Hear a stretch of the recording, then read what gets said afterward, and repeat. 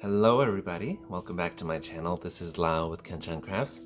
Today we're going to talk about the best pen in the world. Well, to me at least.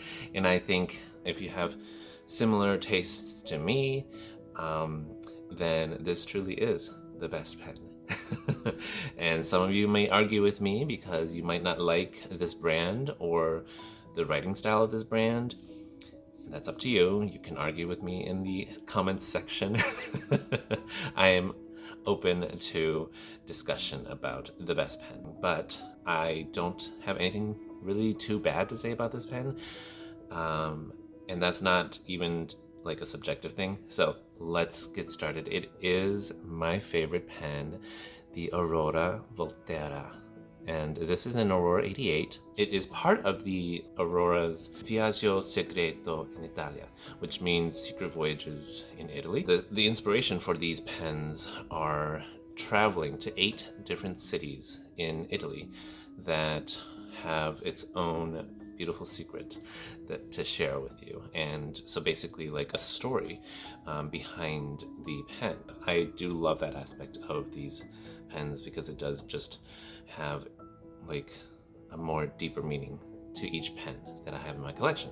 So the story behind Volterra, and so it comes in this gorgeous box that has art of Volterra. And Volterra is a city in Tuscany now. It is in the Tuscany region of Italy, and in the past it was part of the Etruscan city, which was a large empire back a long time ago. And this Volterra was a city where alabaster was extracted and refined for creating, those beautiful white structures and Greek figures. And so it is a very beautiful, lovely, like white beigey mineral and stone. And so that is the secret of Volterra, which is that refinement of this alabaster and extraction of it to create those gorgeous, lovely statues. The color of this pen is also pretty reminiscent and similar to that alabaster color, and it's just amazing. I will share top side view in a little bit so you can see the beauty of this pen, because my front camera does not do justice right now. And then on a spiritual level, this pen or alabaster represents forgiveness, so self-forgiving, forgiving others. And I think that self-forgiveness and forgiving others is a very powerful thing. When I was back in college, I took a class on forgiveness, and it was such a very healing class. There were a lot of sensitive things that I watched and had to understand how people and cultures had to forgive others and each other over the years in order to move on. And so I think that forgiveness is such a very valuable thing to embrace and to practice and to learn doing for yourself and for others. For example, if I forget to do a video, I have to forgive myself for not being able to do that. And if a YouTube creator of mine that I really like to watch didn't post, then I also need to forgive them. And it's not a big deal. I mean, I there's no reason I need to forgive them anyways, but it's just if they say stuff like I'm sorry, it's easily forgiven. So forgiveness is the representation of alabaster, and alabaster being what this pen represents. All right, enough story. Let's take a look at this pen. So I will compare it with some other pens and do a quick writing sample for you guys, and hopefully I can compare it with other nib sizes so you can understand how an Aurora pen writes. So let's get over to the other side. All right, so just take a look at this gorgeous, beautiful Volterra Aurora pen. You can see here that it is a cracked ice designed pen, and when you turn this pen around, the chatoyance, you see that green chatoyance up here, it is visible in different parts of the pen, And then there's also a white chatoyance as well going on there. You can see. So this pen is absolutely unique. In every way you turn it, you see a green chatoyance, a white chatoyance, you see regular, you know, these like beige like veins going around here. This pen is an ultimate beauty. If you like a cream colored pen, like a neutral color, this pen is that and 10 times more. It is one of my favorites, if not the favorite pen, in terms of looks and then writing experience as well. But yeah, I get motivated to pick up this pen all the time, because every time I pick it up, I know I'm going to get to see these gorgeous you know, patterns and the way it plays with the light. Now, if there's no light, it's kind of dull, but it's still very beautiful. So this pen is best if you have good lighting, and you'll see the way it reflects the light. It's a very beautiful pen in that regard. Okay, so let's take a look at the cap band here. It says Aurora, beautifully etched in there. And then it says made in Italy. Yeah, this cap band is made of rose, is rose gold plated. It's absolutely beautiful. And then the clip here is, it has a teardrop right there. It is a very stiff clip, so it's very hard to use. But if you have something very thin, it'll slip in there and it'll stay very tight, so like it's not going to fall off. I think that's the use of a very stiff clip. Otherwise, if you don't like stiff clips, the Aurora clips are very stiff. And it is a ring up on top of here with the limited edition number. This mine is number 648 out of 888. This pen is, you can call it Aurora 88 or Aurora 888. Basically, it just means that there are only 888 of these pens made worldwide, and so I don't think 888 is too limited. So that's the nice thing about this pen, is that it won't, like, I bought mine from Appleboom, and it was pretty much kind of sold out there at the time, and then it's sold out everywhere else. But recently I saw that a lot of retailers have restocked this pen. So you definitely, now is a great time to get them before they do go out of stock. They typically are out of stock in the fall, and I think they get restocked in the summer. So this pen goes by fast because it's just absolutely gorgeous, isn't it? Okay. And then down here, there is also another end cap at the finial, the end finial, which is a piston knob, because this pen is an internal piston filler. So the threading is extremely smooth.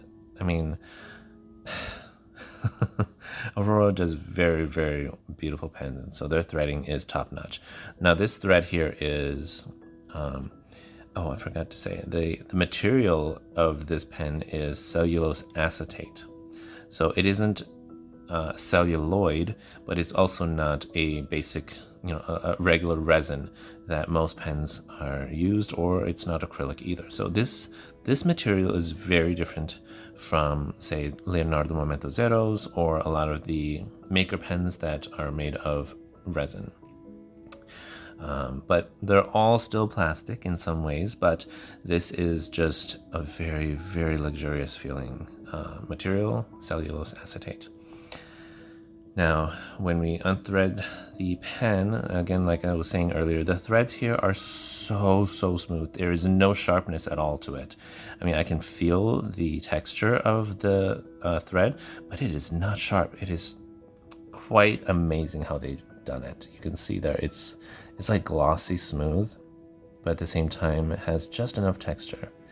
And then there is a little bit of a flare at the end there. It stops your fingers from going any further. And then the nib there. Okay, so the nib says 18 karat. And just look at that. Isn't it beautiful? And then it says Aurora. Yeah, and this is engraved. It is not just like printed on there or lasered. It is beautiful engraving. And then the nib size is actually on the feed. There is my fine nib.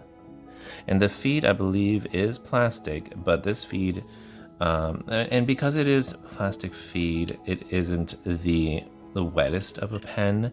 Auroras tend to write a little bit drier and a little bit thinner than most Italian nibs because their nibs are made in-house.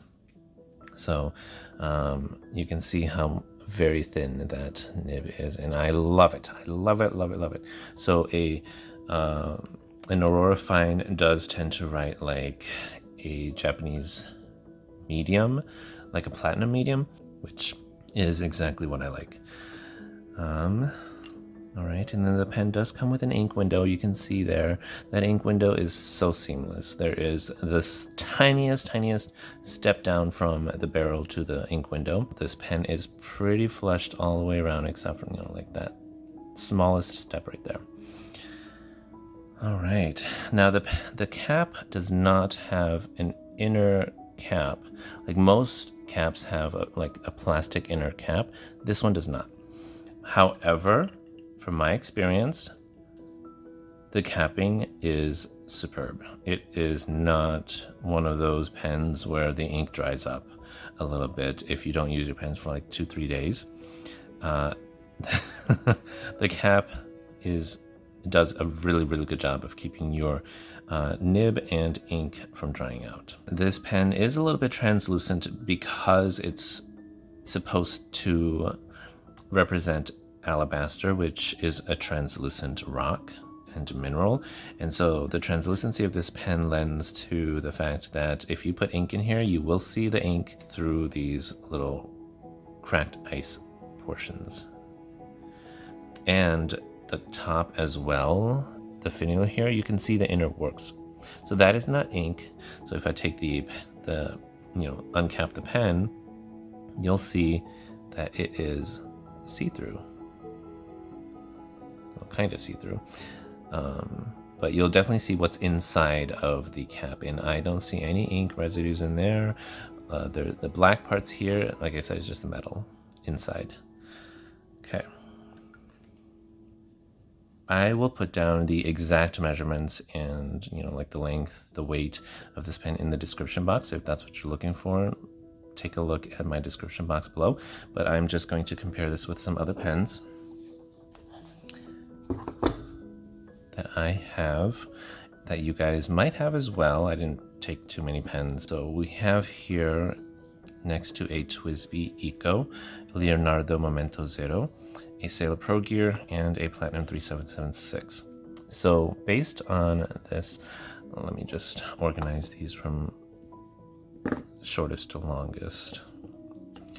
Okay, so it is a slightly shorter than a Platinum Century 3776 and longer than a Sailor Pro Gear. So let's see it with these pens uncapped. Now see here, the interesting thing once you uncap it is that the Aurora is actually the longest. It's about the same length as a TWSBI, and I tend to write my TWSBI Ecos unposted because they are so long to begin with that they're a perfect length to write with unposted. Their TWSBI Ecos are terribly long when you post it, so I am so used to this length that the Aurora being the same length is just perfect for me. So if you write with the Aurora Volterra or any Aurora 88 unposted, it is the perfect length. At least, for how I like it, it is perfect. And if you like a TWSBI Eco, then it'll be the same. And the Aurora also posts superbly. The 88, I think, posts a lot better than the Aurora Optimus, which is the flat top version of the Aurora pens. So let's take a look at these posted. All right, when they're posted, you can see that they do ascend in a different way. When it was just closed, the Aurora was shorter than the Platinum Century 3776, but once you post it, it does go a little bit longer than the Platinum 3776, which is perfectly fine with me because I like the length of a Platinum 3776 posted. So this pen, the Aurora 88, is a beautiful, perfect length, posted and unposted. So it's so comfortable whether you write it one way or the other. All right, now let's do some writing samples.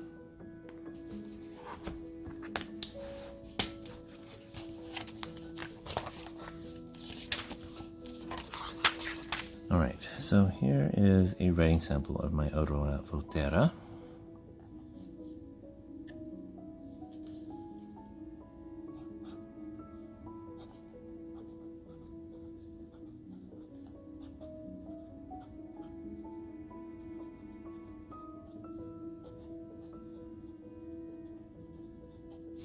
And I'm using the blank journal from Hobonichi. This is Tomoe River paper, 52 GSM, and it is a little bit like creamy, off-white. It's not completely white, but it's not cream either.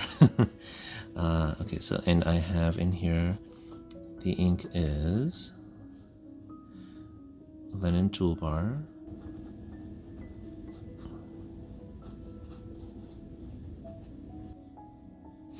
bitter orange tea.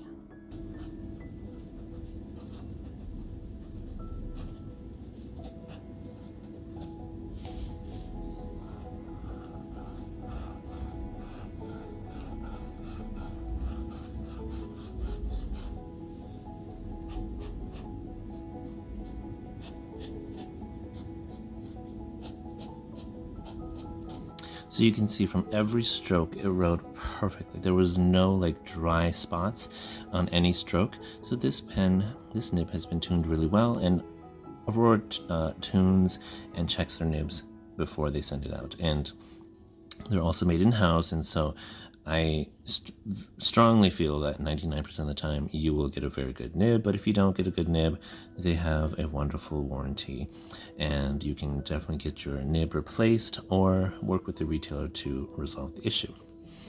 The Quick Brown Fox.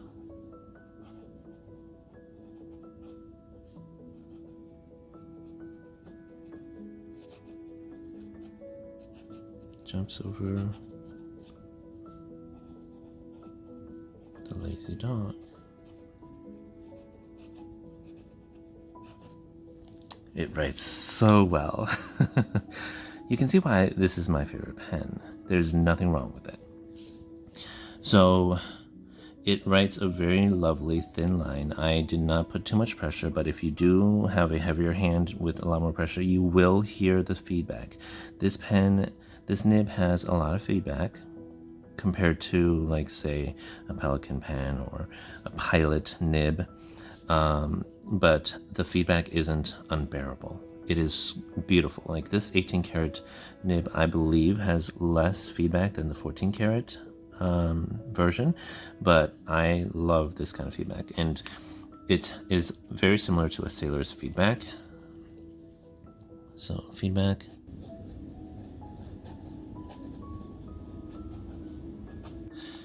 It's amazing. It's just so good. All right, so let's do a line comparison with some other of my pens. So this is the Aurora 88, fine. Okay, it's pretty thin, and that's exactly how I like it. I think it's like a Western extra fine, most Western extra fines. Alright, so this is my Shape of Heart, or the Platinum Century 3776 medium.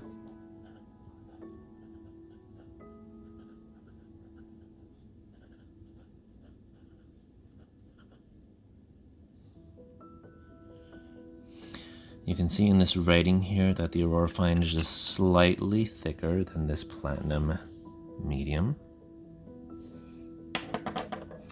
And then a Sailor medium is a lot thicker than a Platinum's medium, or relatively thicker.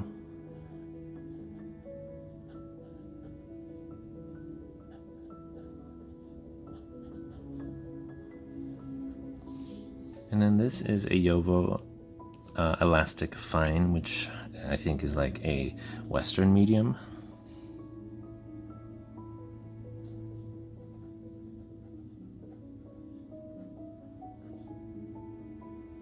Nope.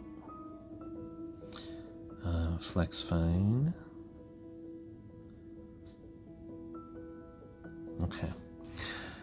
So, in comparison with these other nib sizes, I think that the Aurora Fine is much closer to, say, the Platinum Medium, and it is slightly thinner than the Leonardo Fine and Sailor Pro Gear Medium. So Sailor Pro Gear Medium and Leonardo Elastic Fine are basically the same nib size. So that's the nib size that you'll get with an Aurora Fine. Now I do have a slightly drier ink in my Aurora Fine. This ink, Bitter Orange Tea, is not the wettest, but it's not dry either. So it is a relatively well-flowing ink, but because of the properties of this ink, it is a very high shading ink, and because of that, it's just slightly drier. And so this nib, I believe, was tuned. I asked it to be tuned to be a little bit on the wetter side. So my Aurora is a bit wetter than most Aurora pens in general. So if you get an Aurora pen that hasn't been tuned at all, it may write a little bit on the dry side. If you find that it's wet, then it was just tuned that way. But for the most part, I believe Aurora pens are a bit drier. And that is pretty consistent with the fact that the nib is also very, very, I didn't talk about that earlier, but this nib is a very stiff nib. So Aurora's nib writing experience is a stiffer one. You don't see a lot of bounce at all. Yeah, there's not a lot of give when I'm, trying to bounce it in comparison to, let's say, even the Yovo steel nibs have a bounce to them. You can see a lot more bounce on this, but this is an elastic fine anyway, so it's supposed to have a little bit of a bounce. But I would say that the Aurora's nib and the Sailor nib are much more closer to each other in terms of their properties, being very, stiffer nibs. Yeah, this one is pretty stiff too. So if you like a stiff nib, Aurora nibs are perfect for you. If you love the softness of, say, perhaps a Pilot's 14 karat. No, Pilots are typically stiff. If you like really, really soft gold nibs, like a Pelican or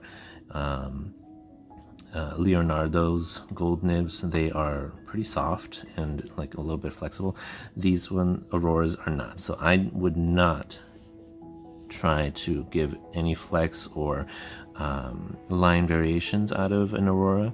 I like my Aurora for just regular writing, where I don't need to like create extravagant looking writing. I just want it to do what I need, which is writing.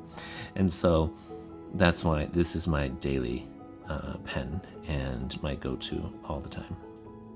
So it writes precise lines, and it is very lovely feedback. It is thin as I wanted. So, but if you like thicker sizes, a medium and a broad will probably be better for you, but they will also probably not be very flexy or soft. All right, so let's take a look at the pros and cons of this pen. Pro.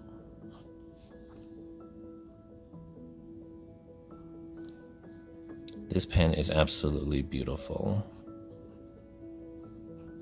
2, precise writing experience.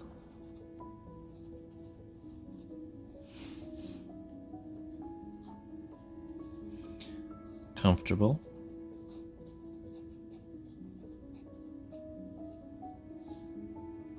Yeah, this pen is extremely comfortable. I can write many pages with it without my hand cramping because it's that light. Like it's light, but not like cheap light, you know? And it shouldn't be. It's a very expensive pen. Good feed flow. Yeah, I think this feed is really good. All the inks I've used in here have been really good, but then I choose good inks as well. I don't choose shimmer inks that will clog or have terrible flow. You got to be very mindful of the inks that you use in your pens, especially more expensive ones. I highly suggest not using shimmer inks in your more expensive pens because as people may claim that shimmer inks are great, they're just a hassle, and I don't always trust every shimmer ink, and I don't want to. Let's see what else. I mean, there's a lot of things you can say about this. Oh, it's got an ink window. Like that's a great thing, especially for internal fillers.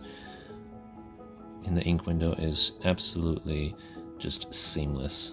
So nice. The ink has never dried on me.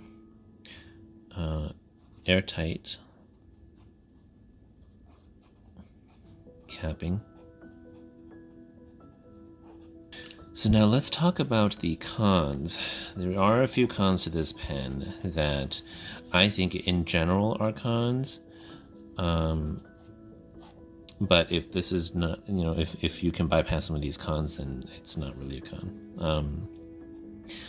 The number one is obviously the price, but I think that this pen is worth every penny that I spent on it. So this is going to be more of an investment rather than something you just pick up. But if you can pick up a pen this expensive, then, you know, why not? More power to you. So it is very expensive. This pen retails for, I'm just going to give a rough estimate because I don't know the exact price, but it is a $900 pen. It's like $890 or something like that. And I got this on sale. The retail is $900. Some stores will be cheaper, other stores, but no store should be selling it to you for $900. Most of the time, this pen is about $700 after the retailers, you know, give you a price. So it was $700 on Apple Boom, and then I used the code FRIEND at Apple Boom, which dropped it down to $620 or something like that. I bought this for $620. It is my most expensive pen. Like I said, I don't regret any of it because just look at that. Like as I'm setting it down, the light's already reflecting this green chatoyance that I love so much in this pen. And right now, a lot of Aurora Secret Journeys in Italy series are on sale at Atlas right now for $450. That's amazing. That's a really great price for this pen. So I just recently bought the next pen in this series at Atlas when it was on sale. So I can't wait to share that with you guys later. So yes, expensive pen, but if you're gonna look to buy this pen, you're gonna be expecting that much. This pen is also on sale at Atlas. I mean, not on sale, but like it's available only in medium left.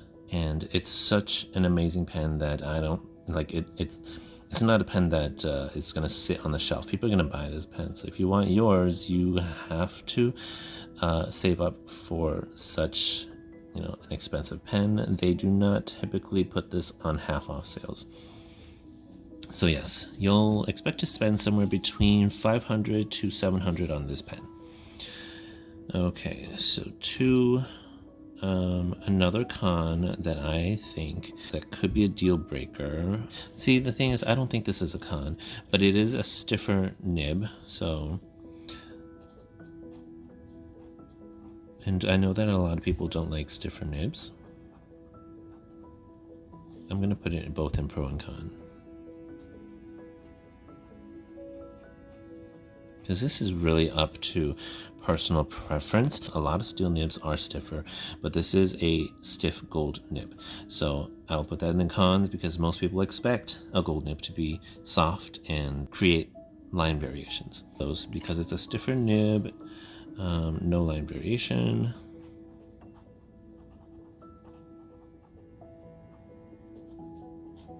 I think a con would be that this pen is pretty rare. Even though it's got 888 of, pens produced, it tends to sell out very quickly. So it's harder to find. Okay, do I recommend this pen? Absolutely. Save your money if you really want one. And like I said, a lot of the pens that I buy spark joy for me, and I love writing with them every day. And so it is an investment, and it is just something that if you don't regret after buying it, then you're good to go.